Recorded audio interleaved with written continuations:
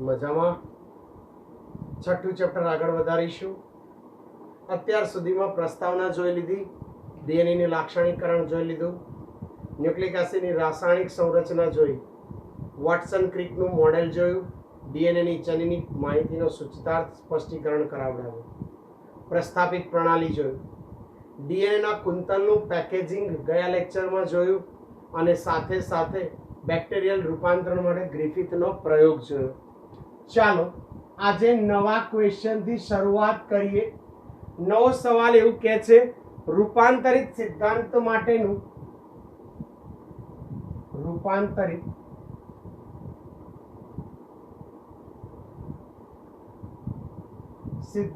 માટેનું જૈવ રાસાયણિક લાક્ષણિકરણ સમજાવો. જૈવ રાસાયણિક લાક્ષણિકરણ સમજાવો. એટલે કે મેન્ડેલ,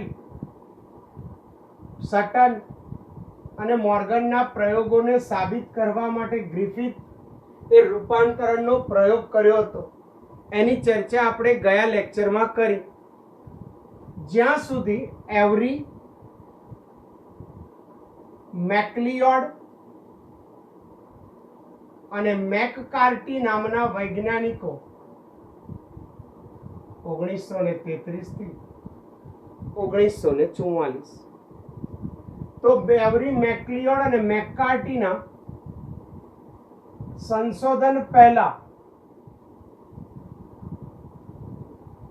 પ્રોટીનને આનુવંશિક દ્રવ્ય માનવામાં આવતું હતું.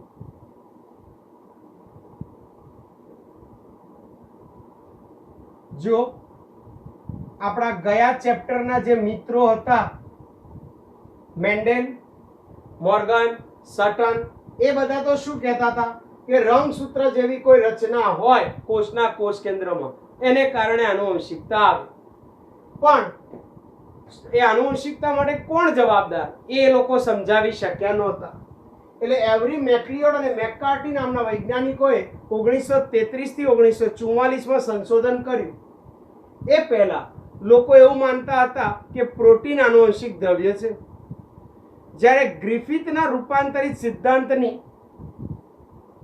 ગ્રિફિથે જે પ્રયોગ કર્યો એ ગ્રિફિથના રૂપાંતરણના સિદ્ધાંતની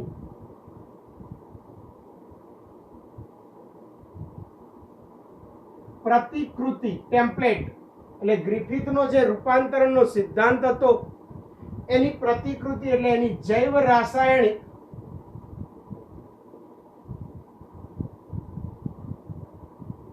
પ્રકૃતિનો અભ્યાસ કર્યો. એવરી, મેકલિયોડ અને મેકકાર્ટી નામના વૈજ્ઞાનિકે તેમણે એસ સ્ટ્રેઇન ગરમ કરીને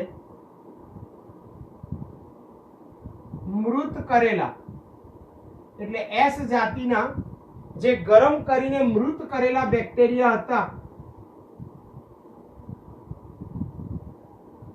તેમાંથી જૈવ રાસાયણિક દ્રવ્ય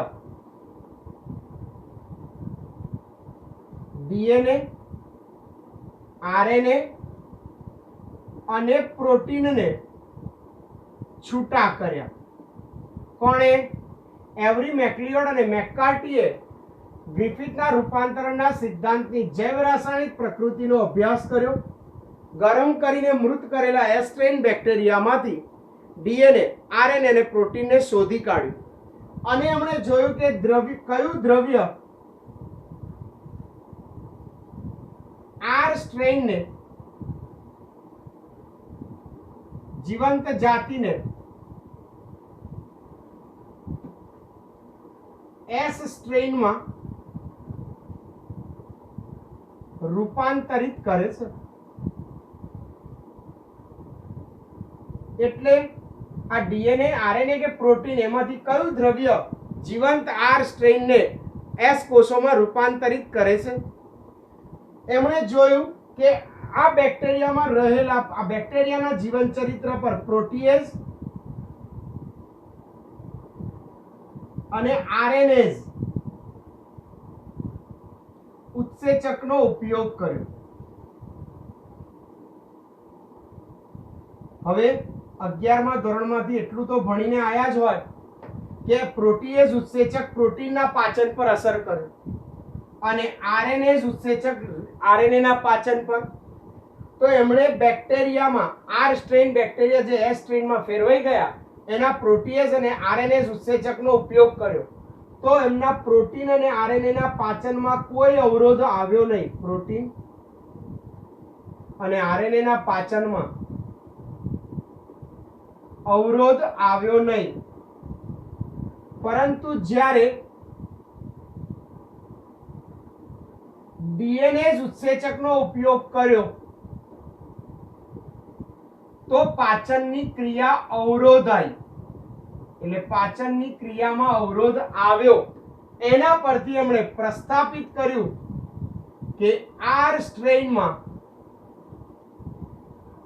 સ્ટ્રેનમાં એસ સ્ટ્રેનમાંથી ડીએનએ જ આનુવંશિક દ્રવ્ય તરીકે વહન પામે છે. એવરી મેક્લિયોડ અને મેકકાર્ટીના સંશોધન પહેલા પ્રોટીન આનુવંશિક દ્રવ્ય તરીકે માનવામાં આવતું. એટલે એવરી મેક્લિયોડ મેકકાર્ટી 1933-34 માં એસ સ્ટ્રેનના ગરમ કરેલા મૃત બેક્ટેરિયામાંથી ડીએનએ આરએનએ અને પ્રોટીનને છૂટા કર્યા. આ છૂટા કરેલા દ્રવ્યોને આર સ્ટ્રેન વાળા બેક્ટેરિયા પર પ્રયોગો કરતા જોયું કે આરએનએઝ અને પ્રોટીએઝ ઉત્સેચકોએ એ બેક્ટેરિયાના આરએનએ અને પ્રોટીનના પાચનમાં કોઈ અવરોધ ના કર્યો, પણ ડીએનએ ના પાચનમાં અવરોધ કર્યો ડીએનએઝે. એના પરથી એમણે નક્કી કર્યું કે એસ સ્ટ્રેનમાંથી ડીએનએ જ આર સ્ટ્રેનમાં દાખલ થતું હશે અને આર સ્ટ્રેનને ઝેરી અને પોલિસેકેરાઇડ યુક્ત રૂપાંતરિત કરતો હશે. ક્લિયર? નવો સવાલ જોઈએ. ડીએનએ જનીન દ્રવ્ય હોવાની સાબિતી આપતો હર્શી અને ચેઝનો પ્રયોગ વર્ણવો.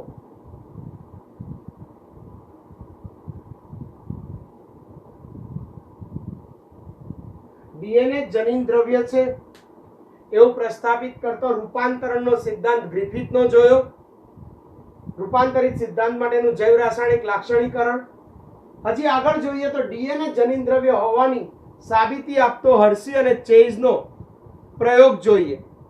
તો સામાન્ય રીતે ડીએનએ આનુવંશિક દ્રવ્ય છે. ડીએનએ આનુવંશિક દ્રવ્ય છે. તે સાબિત કરવા માટે આલ્ફ્રેડ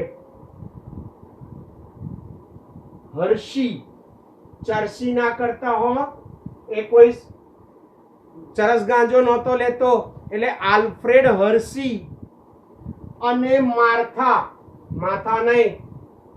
માર્થા ચેઝ ના પ્રયોગો પરથી સાબિતી મળી.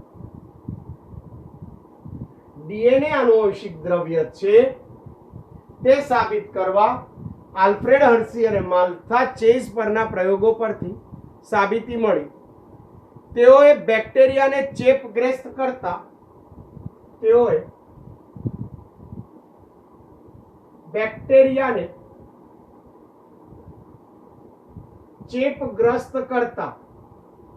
એટલે બેક્ટેરિયાને રોગી બનાવતા વાયરસ પર પ્રયોગો કર્યા. બેક્ટેરિયા પર અસર કરતા અથવા બેક્ટેરિયા પર બેસતા વાયરસને બેક્ટેરિયોફેજ વાયરસ કહેવાય. એટલે બેક્ટેરિયાને ચેપગ્રસ્ત કરતા વાયરસ પર કાર્ય કર્યું. આવા વાયરસને બેક્ટેરિયોફેજ વાયરસ કહેવામાં આવે છે. બેક્ટેરિયોફેજ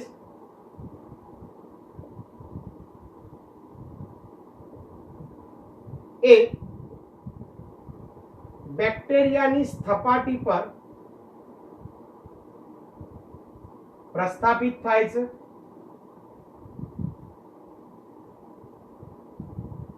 અને જનીન દ્રવ્ય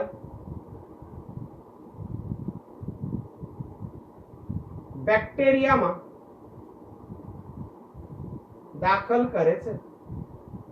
જનરલી બેક્ટેરિયોફેજ વાયરસ બેક્ટેરિયાની સપાટી પર પ્રસ્થાપિત થાય, પોતાનું જનીન દ્રવ્ય બેક્ટેરિયામાં દાખલ કરે છે. બેક્ટેરિયા વાયરસના આનુવંશિક દ્રવ્યના ઉપયોગથી બેક્ટેરિયા વાયરસના આનુવંશિક દ્રવ્યનો ઉપયોગ કરી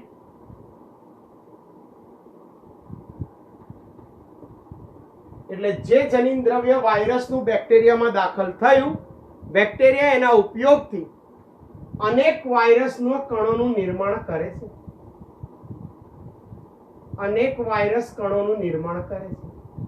એમબી વાયરસનો આજ તો ગુણધર્મ છે કે વાયરસ કોઈ પણ સજીવ, ચાહે બેક્ટેરિયા એ પણ સજીવ, વાયરસ બેક્ટેરિયામાં દાખલ થાય એટલે વાયરસનું જનીન દ્રવ્ય બેક્ટેરિયામાં દાખલ થયું એટલે બેક્ટેરિયામાં અનેક વાયરસના કણો સર્જાય છે. આ વાયરસ નામથી જ અત્યારે તો અકળામણ થઈ ગઈ છે. આ પાડો ને હશે, હવે તો પરિસ્થિતિને આપણે માનવી જ પડે. કઈ નહીં, આપણે અહીંયા આગળ આવીએ. એટલે બેક્ટેરિયા વાયરસના આનુવંશિક દ્રવ્યનો ઉપયોગ કરી અનેક વાયરસના કણોનું નિર્માણ કરે છે. હર્શી અને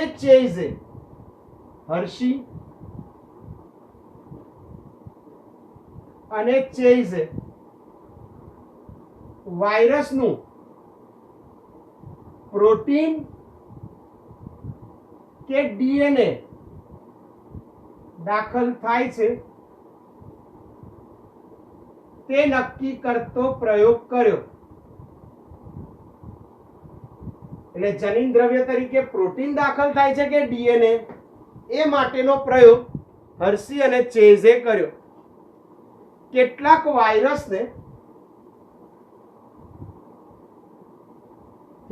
વાયરસને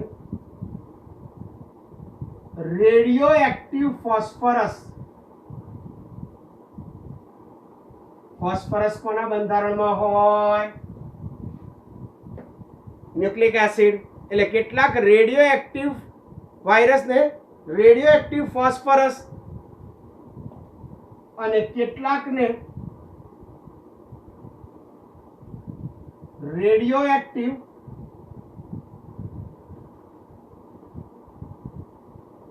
પ્રોટીનમાં ઉછેર્યા, અથવા સલ્ફરમાં લખો તોય ચાલે કારણ કે પ્રોટીનના બંધારણમાં સલ્ફર હોય. Very good. હર્શી અને ચેઝે શું કર્યું?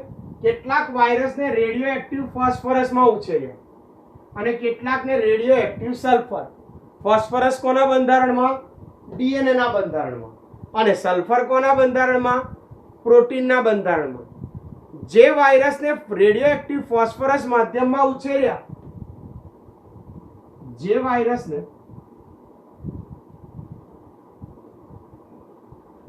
રેડિયો એક્ટિવ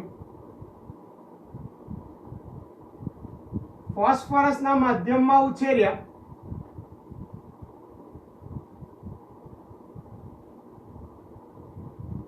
તેમાં રેડિયો એક્ટિવ ડીએનએ જોવા મળ્યું. જે વાયરસને રેડિયો એક્ટિવ ફોસ્ફરસના માધ્યમમાં ઉછેરવામાં આવ્યા એમાં રેડિયો એક્ટિવ ડીએનએ જોવા મળ્યું, પરંતુ રેડિયો એક્ટિવ પ્રોટીન જોવા મળ્યું નહીં. રેડિયો એક્ટિવ પ્રોટીન જોવા મળ્યું નહીં. શું સાબિત થયું? આના પરથી સાબિત થયું કે ડીએનએ માં ફોસ્ફરસ હોય, પ્રોટીનમાં હોતું નથી. હવે એણે જે વાયરસને રેડિયો એક્ટિવ સલ્ફરના માધ્યમમાં ઉછેર્યા, રેડિયો એક્ટિવ સલ્ફરના માધ્યમમાં ઉછેર્યા, તેમાં રેડિયો એક્ટિવ પ્રોટીન જોવા મળ્યું, પણ એમાં રેડિયો એક્ટિવ ડીએનએ જોવા મળ્યું નહીં. એના પરથી એમણે તારણ કાઢ્યું. કારણ શું હતું? સલ્ફરના માધ્યમમાં પ્રોટીન જોવા હોય એટલે પ્રોટીન સલ્ફર ધરાવતું હોય, પણ ડીએનએ માં સલ્ફર હોતું નથી. હવે બે વસ્તુ છે આપણી પાસે. એક રેડિયો એક્ટિવ ડીએનએ વાળા વાયરસ છે અને બીજા રેડિયો એક્ટિવ પ્રોટીન વાળા વાયરસ છે. રેડિયો એક્ટિવ ડીએનએ વાળા વાયરસ અને રેડિયો એક્ટિવ પ્રોટીન વાળા વાયરસ. આવા radio active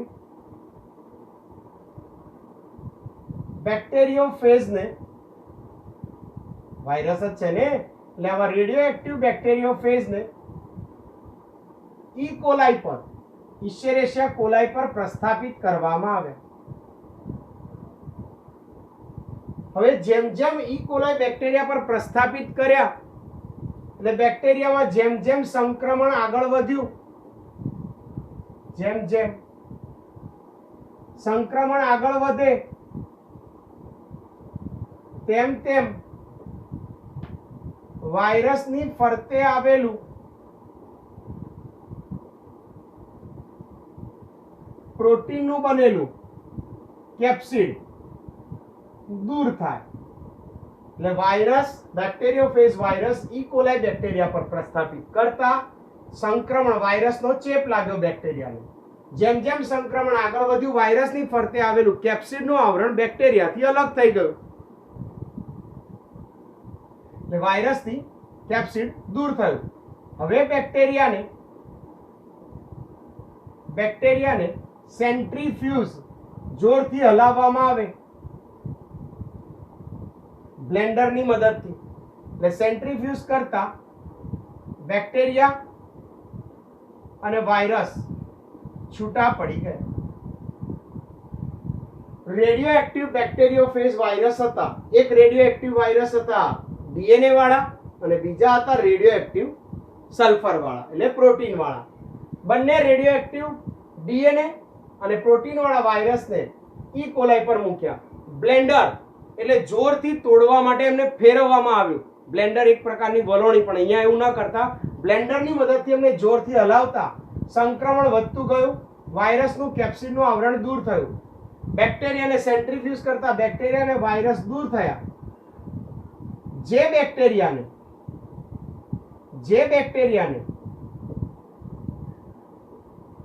radio active DNA ધરાવતા વાયરસનો ચેપ લગાડ્યો હતો, જે બેક્ટેરિયાને રેડિયો એક્ટિવ ડીએનએ વાળા વાયરસનો ચેપ લગાડ્યો હતો એ બેક્ટેરિયા રેડિયો એક્ટિવ વાયરસ બન્યા. એ રેડિયો એક્ટિવ બેક્ટેરિયા બન્યા. અને જે બેક્ટેરિયાને રેડિયો એક્ટિવ પ્રોટીન ધરાવતા વાયરસનો ચેપ લગાડવામાં આવ્યો તે સામાન્ય જ રહ્યા. આના પરથી સાબિત થયું કે રેડિયો એક્ટિવ દ્રવ્ય ડીએનએ જ આનુવંશિક દ્રવ્ય હોવું જોઈએ, એટલે જ બેક્ટેરિયા રેડિયો એક્ટિવ બન્યા અને જેમને પ્રોટીનનો ચેપ લાગ્યો હતો એ રેડિયો એક્ટિવ બન્યા નહીં. આના પરથી પ્રસ્થાપિત કર્યું કે જનીન દ્રવ્ય ડીએનએ છે. આ હર્શી અને ચેઝનો પ્રયોગ. ક્લિયર? અત્યાર સુધીની ચર્ચા પર એવું સાબિત થઈ ગયું કે ડીએનએ આનુવંશિક દ્રવ્ય છે. આ ડીએનએ આનુવંશિક દ્રવ્ય છે એવું સાબિત કરવા માટે ગ્રિફિથે પ્રયોગો કર્યા, એનો પણ અભ્યાસ કર્યો. હર્શી અને ચેઝે પણ આપેલા પ્રયોગોનો અભ્યાસ કર્યો. હવે એટલે આરએનએ કેમ આનુવંશિક દ્રવ્ય નથી? તો કહે છે કે આનુવંશિક દ્રવ્ય તરીકે આરએનએ કરતા ડીએનએ વધારે સ્થાયી છે. આ બાબતને કારણ સહિત સમજાવો. તો આપણે જાણીએ છીએ કે ડીએનએ એ સંપૂર્ણ આનુવંશિક દ્રવ્ય છે. તે આપણે હર્શી અને ચેઝના પ્રયોગને આધારે જોયું કે રેડિયો એક્ટિવ ડીએનએ વાળા રેડિયો એક્ટિવ જ રહ્યા અને રેડિયો એક્ટિવ પ્રોટીન વાળાને કોઈ અસર જોવા મળી નહીં. એટલે હર્શી અને ચેઝે પ્રસ્થાપિત કર્યું. ડીએનએ અને આરએનએ વચ્ચેનો રાસાયણિક ભેદ, ડીએનએ અને આરએનએ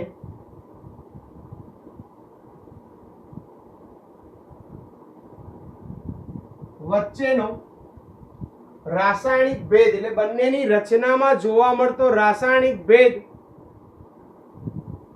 ડીએનએ ને પ્રભાવિત આનુવંશિક દ્રવ્ય તરીકે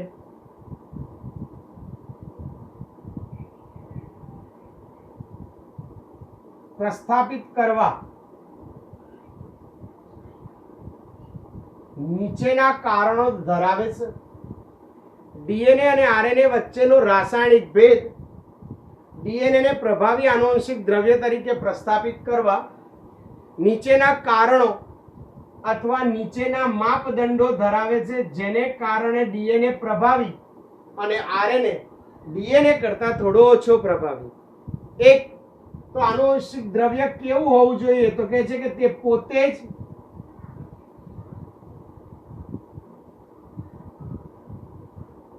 પોતાની જાતે પોતાના જેવી પ્રતિકૃતિ એટલે કે આનુવંશિક દ્રવ્ય પોતે જ પોતાની જાતે પોતાના જેવી જ પ્રતિકૃતિ બનાવવા સક્ષમ હોવો જોઈએ. એટલે જેને પણ આનુવંશિક દ્રવ્ય તરીકે લઈએ એવું આનુવંશિક દ્રવ્ય હોવું જોઈએ જે જાતે જ પોતાની મેળે સ્વયં જનન પામી પોતાની પ્રતિકૃતિ બનાવવા સક્ષમ હોવો જોઈએ. 2 તે રાસાયણિક અને રચનાત્મક રીતે વધુ સ્થાયી હોવો જોઈએ. રચનાત્મક અને રાસાયણિક દ્રષ્ટિએ વધુ સ્થાયી હોવો જોઈએ. ઉદ્વિકાસ માટે જરૂરી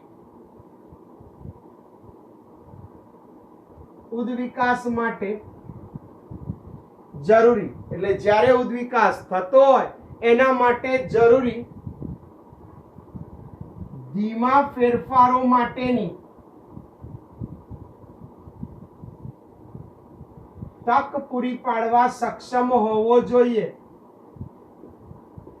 એનો મતલબ ઉદ્વિકાસ માટે ધીમો ફેરફાર હોય ત્યારે ઉદ્વિકાસ થાય, તો ધીમા ફેરફાર આપી શકે એવો ઉદ્વિકાસ માટે સક્ષમ હોવો જોઈએ. મેન્ડેલિયન લક્ષણોના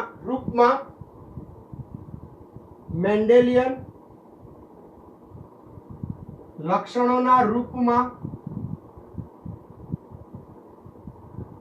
પોતાની જાતને અભિવ્યક્ત એટલે મેન્ડેલિયન સ્વરૂપ પ્રકાર જેને કહેવાય એ મેન્ડેલિયન લક્ષણોના રૂપમાં પોતાની જાતને અભિવ્યક્ત થઈ શકતું હોય તેવું હોવું જોઈએ. આ 4 કારણો હોય એ વધારે સ્થાયી દર્શાવતા હોય એટલે આનુવંશિક દ્રવ્ય કેવું હોવું જોઈએ એના માપદંડો પૂછાય 2 માર્કમાં.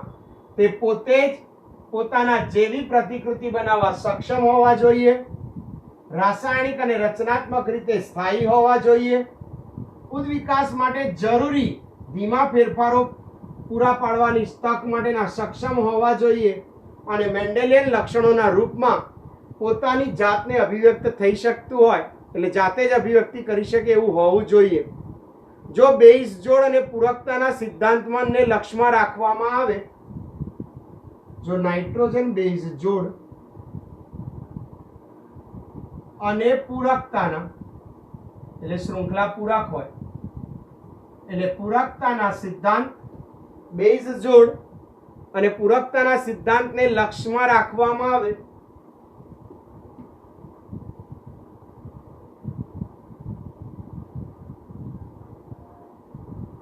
તો ડીએનએ અને આરએનએ બંને પ્રતિકૃતિ પામી શકે છે. એટલે ડીએનએ નું અને આરએનએ પોતાના આરએનએ નું સર્જન કરવા સક્ષમ છે. પ્રોટીન આ કામ કરવા માટે અસફળ છે. એટલે પ્રોટીન જાતે જ પોતાની નવી શૃંખલા એના જેવી જ આબેહૂબ પ્રોટીનની નકલ બનાવી શકતું નથી. એટલે એક વાત તો ચોક્કસ થઈ ગઈ કે પ્રોટીન આનુવંશિક દ્રવ્ય નથી, કારણ કે આનુવંશિક દ્રવ્ય પોતાની પ્રતિકૃતિ બનાવવા સક્ષમ હોવું જોઈએ. પ્રોટીન નથી. ડીએનએ આરએનએ બંને પોતાના જેવી જ પ્રોટીનની ડીએનએ આરએનએ બંને પોતાના જેવી જ પ્રતિકૃતિ બનાવવા સક્ષમ છે. આનુવંશિક પદાર્થનું સ્થાયીપણું જરૂરી છે. આનુવંશિક પદાર્થનું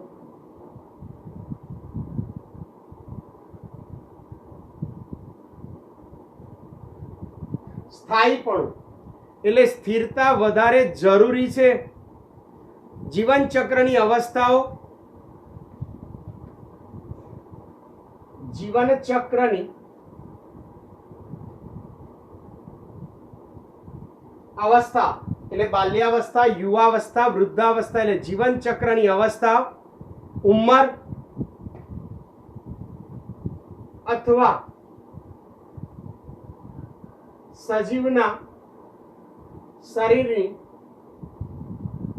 વિવિધ ક્રિયાઓમાં જીવનની ગમે તે અવસ્થા હોય, ગમે તે ઉંમર હોય અથવા શરીરની શારીરિક ક્રિયાઓ હોય, એમાં પરિવર્તન થાય તેમ છતાં વિવિધ ક્રિયાઓમાં પરિવર્તન થાય તેમ છતાં તે અપરિવર્તનીય હોવું જોઈએ. તે અપરિવર્તનીય એટલે આનુવંશિક દ્રવ્ય. આનુવંશિક દ્રવ્ય ચાહે જીવનની અવસ્થા બદલાય, ઉંમર જુદી જુદી થઈ જાય કે શરીરની ક્રિયા, દેહધાર્મિક ક્રિયાઓ બદલાય, તેમ છતાં આનુવંશિક દ્રવ્ય બદલાવું જોઈએ નહીં. આ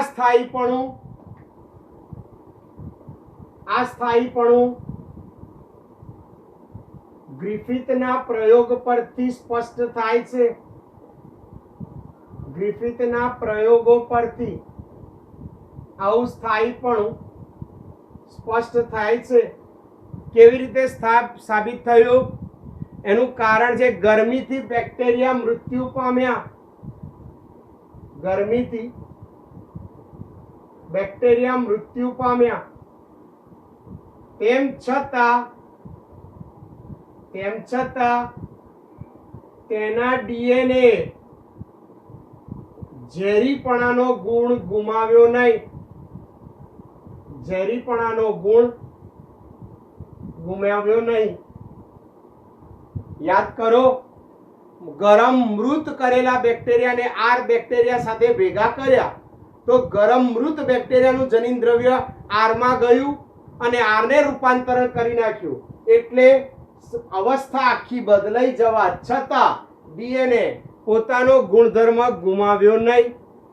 ડીએનએ ની બંને શૃંખલા ગરમીથી અલગ કરાય તો પણ ડીએનએ ની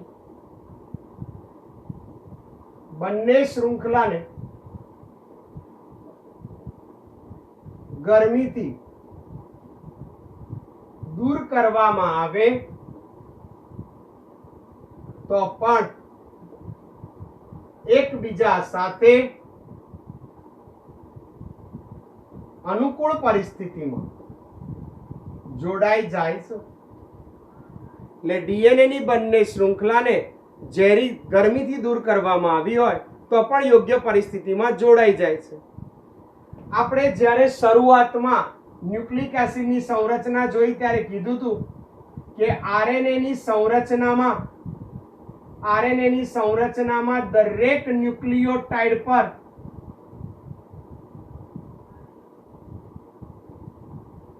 બીજા કાર્બન પર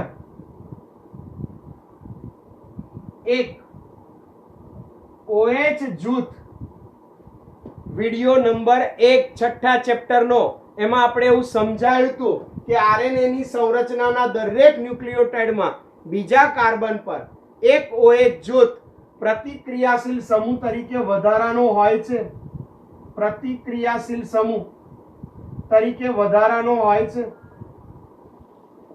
આ વધારાનો OH જૂથ ક્રિયાશીલ હોય જેને કારણે એટલે આરએનએ અસ્થિર અને સરળતાથી વિઘટિત, તેથી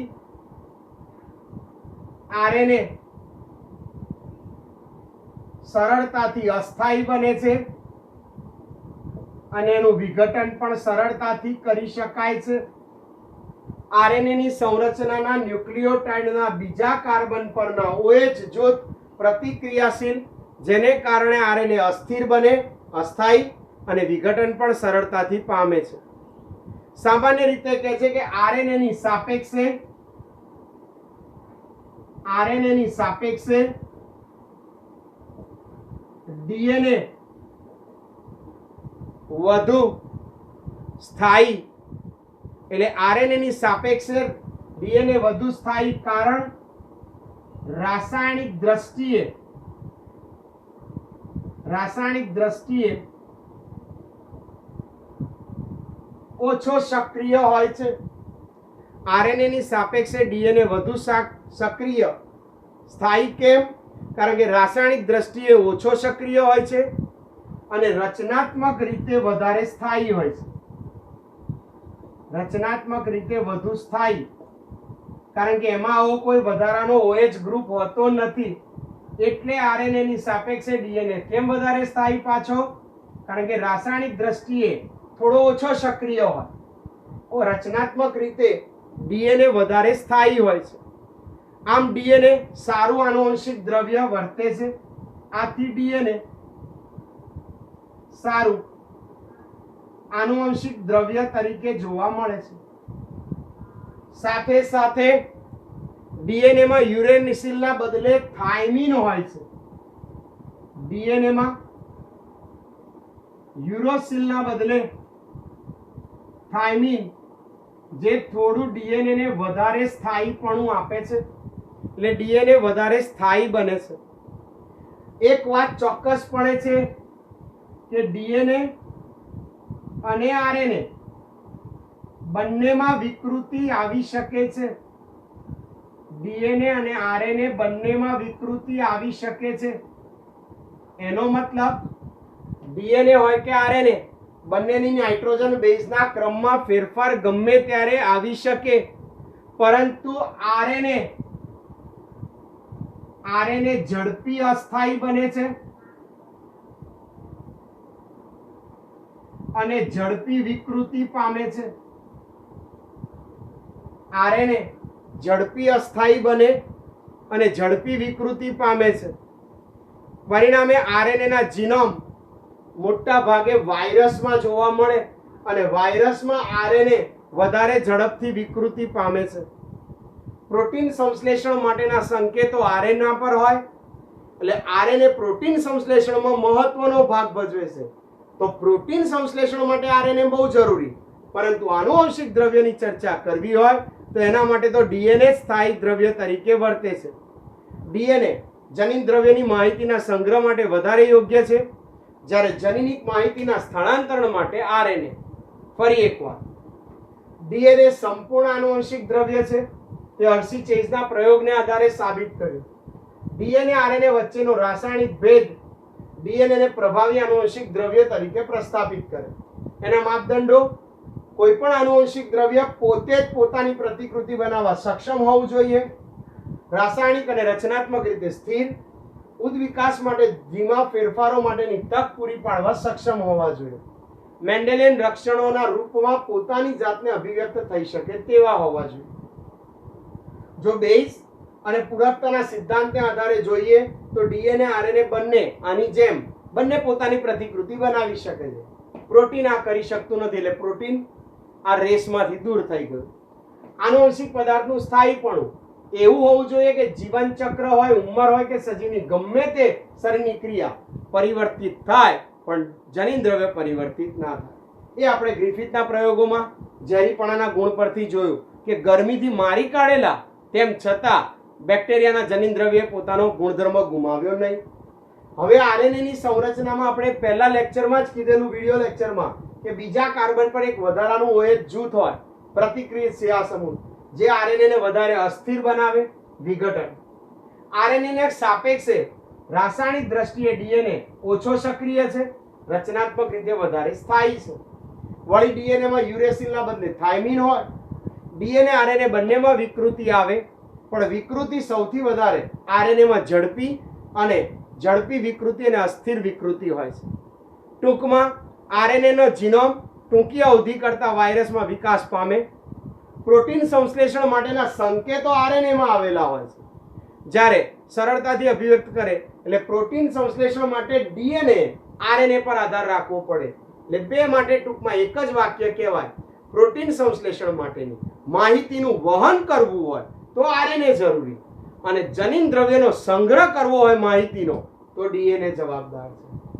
5 માર્કમાં પૂછી શકાય, આનુવંશિક દ્રવ્ય આરએનએ કરતા ડીએનએ વધારે સ્થાયી, અથવા ખાલી આનુવંશિક દ્રવ્યના ગુણધર્મો પણ પૂછી શકાય. જે પ્રમાણે પૂછાય એ રીતે લખવાનું રહેશે. નવો સવાલ જોઈએ. આરએનએ ની રચના અને તેના પ્રકારો જણાવો.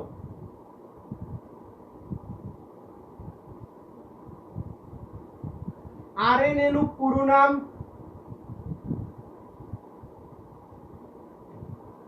રિબોન્યુક્લિક એસિડ છે. આરએનએ નું પૂરું નામ રિબોન્યુક્લિક એસિડ છે. તે 3 ઘટકોનું બનેલું છે. પેન્ટોસ શર્કરા તરીકે, રિબોઝ નાઇટ્રોજન બેઝ તરીકે,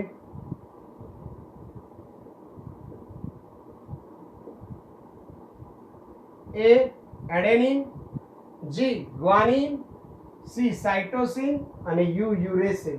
એમાં થાઇમિન હોતો નથી.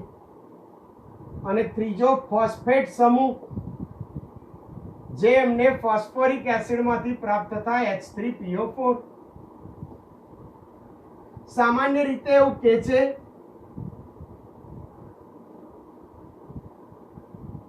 જીવનની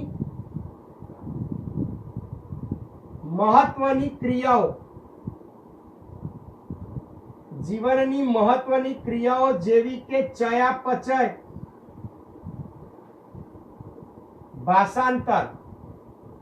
ભાષાંતર એટલે પ્રસ્થાપિત પ્રણાલીમાં કીધું, ડીએનએ માંથી એમઆરએનએ ને પ્રત્યાંકન અને એમઆરએનએ માંથી પ્રોટીન બને ને ભાષાંતર.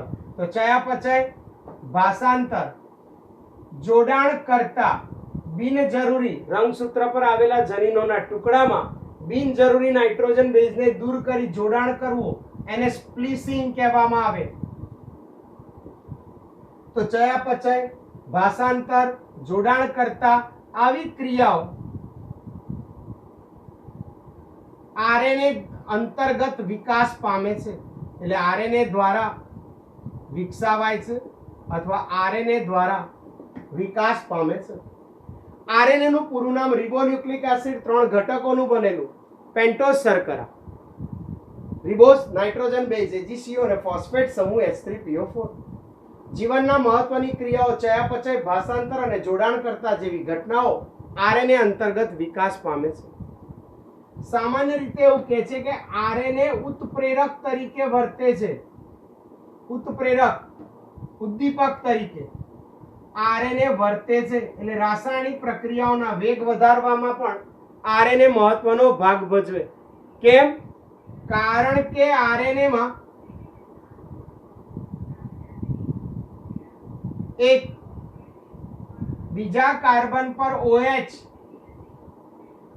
ક્રિયાશીલ સમૂહ આવેલો હોય છે. આરએનએ ના બંધારણમાં અને આગળના સવાલમાં પણ કીધું, આરએનએ માં એક 2' OH સમૂહ રિબોન્યુક્લિયોટાઇડમાં આવેલો હોય છે. આ ક્રિયાશીલ સમૂહ આરએનએ માં થોડો વધારે સક્રિય હોય છે અને જૈવિક તંત્રમાં સજીવોના જૈવિક તંત્રમાં કેટલીક જૈવ રાસાયણિક પ્રક્રિયાઓ એવી છે, કેટલીક જૈવ રાસાયણિક પ્રક્રિયાઓ કે જેમાં આરએનએ ઉત્પ્રેરક તરીકે વર્તે છે. એમાં પ્રોટીન ઉત્સેચકોનો કોઈ ફાળો હોતો નથી. પ્રોટીન ઉત્સેચકોનો એમાં કોઈ ફાળો હોતો નથી. આરએનએ ઉત્પ્રેરક હોવાથી અસ્થાયી છે. એની ચર્ચા આપણે આગળના સવાલમાં કરી કે આરએનએ ઉત્પ્રેરક હોવાથી રાસાયણિક દ્રષ્ટિએ અસ્થાયી છે. એટલે તેના રાસાયણિક